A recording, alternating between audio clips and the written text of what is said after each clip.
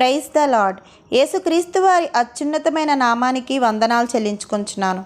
మన ప్రభు అయిన యేసుక్రీస్తు వారి నామంలో ప్రతి ఒక్కరికి శుభాభివందనాలు తెలియజేసుకుంటున్నాను. పరిశుద్ధ గ్రంథంలోని ప్రార్థనలను ఒక వరుస క్రమంలో ధ్యానించుకోవడానికి దేవుడు అనుగ్రహించిన కృపను బట్టి, దేవుడిచ్చిన నడిపింపును బట్టి దేవాది దేవునికే వందనాలు చెల్లించుకుంటున్నాను. ప్రీవియస్ వీడియోలో యోబు గురించి ధ్యానించుకున్నాము. తరువాతి పుస్తకము కీర్తనల గ్రంథము. కీర్తనల గ్రంథంలో కొన్ని కీర్తనలు ప్రార్థనా కీర్తనలు, కొన్ని కీర్తనలు యాత్రా కీర్తనలు. అయితే ఎన్నిసార్లు చదివిన కీర్తనల గ్రంథంలో ప్రతి కీర్తనలోనూ ప్రతి వచనంలోనూ గొప్ప ప్రార్థనలు, దేవునికి మొర్రపెట్టే విధానాలు కనబడుతున్నవి. కీర్తనల గ్రంథము మానవుని జీవితానికి దగ్గరగా ఉండే గ్రంథము. కీర్తనల గ్రంథాన్ని చాలామంది భక్తులు వ్రాసారు. కీర్తనల ద్వారా దేవుడు ప్రజలతో మాట్లాడతాడు. అందువల్ల ప్రతి కీర్తనలో కీర్తనాకారుడి అనుభవము సాధారణ మనుషుల అనుభవాలను తెలుపుతున్నట్లే ఉంటాయి. దావీదు భక్తుడు 73 కీర్తనలను వ్రాసాడు. ఆసాపు భక్తుడు 12 కీర్తనలను వ్రాసాడు. సొలొమోను 2 కీర్తనలను వ్రాసాడు. మోషే, ఏతానులు ఒక్కొక్క కీర్తనను వ్రాసారు. కోరహు కుమారులు 11 కీర్తనలను వ్రాసినట్లు తెలుస్తుంది. అయితే మిగిలిన 50 కీర్తనలు ఎవరు రాశారో సూచించకపోయినప్పటికీ వీటిలో కొన్ని దావీదే రాసి ఉండవచ్చని చరిత్రకారుల అంచనా. కీర్తనల గ్రంథము 5 స్కందాలుగా విభజింపబడి వ్రాయబడినది.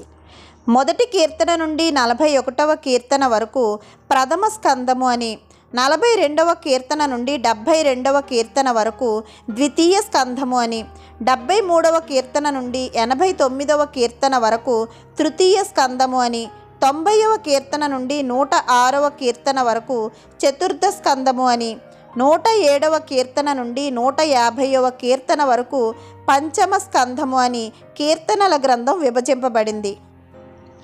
దావీదు భక్తుడు క్రీస్తు పూర్వము 1010వ సంవత్సరం నుండి 970వ సంవత్సరం మధ్య రాజ్య పరిపాలన చేశాడు. అతడు రాజు కాకముందు కొన్నింటిని, రాజయ్యాక కొన్నింటిని వ్రాసి ఉండవచ్చని బైబిల్ పండితులు విశ్లేషించారు. మోషే ఇశ్రాయేలు ప్రజలతో క్రీస్తు పూర్వము 1446 నుంచి 1406 మధ్యలో అరణ్య ప్రాంతాల్లో గడిపాడు.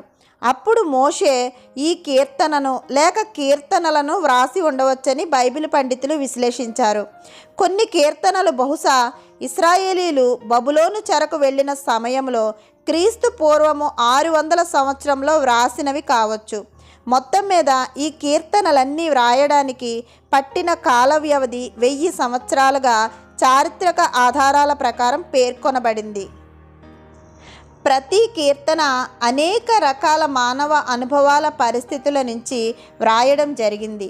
ఈ కారణం చేత కీర్తనలలో ప్రతి కీర్తన విశ్వాసులు ఎదుర్కొనే ఏదో ఒక రకం పరిస్థితికో సందర్భానికో అన్వయించుకోవడానికి అనువుగా ఉంటుంది. కీర్తనల గ్రంథాన్ని హెబ్రీ భాషలో సెపర్ టెహిలీం అనిరి, అనగా స్తుతుల గ్రంథము అని అర్థం. గ్రీకు భాషలో సామోస్ అనిరి. ఈ సామోస్ అనే పదము క్రొత్త నిబంధనలో 7 సార్లు వ్రాయబడి ఉన్నది. కీర్తనల గ్రంథంలో సెలా అను పదము 71 సార్లు కనిపిస్తుంది. సెలా అనగా ఆగి ఆలోచించాలి అని అర్థము. కీర్తనల గ్రంథంలో ఎన్నో ధన్యతలు ఉన్నాయి.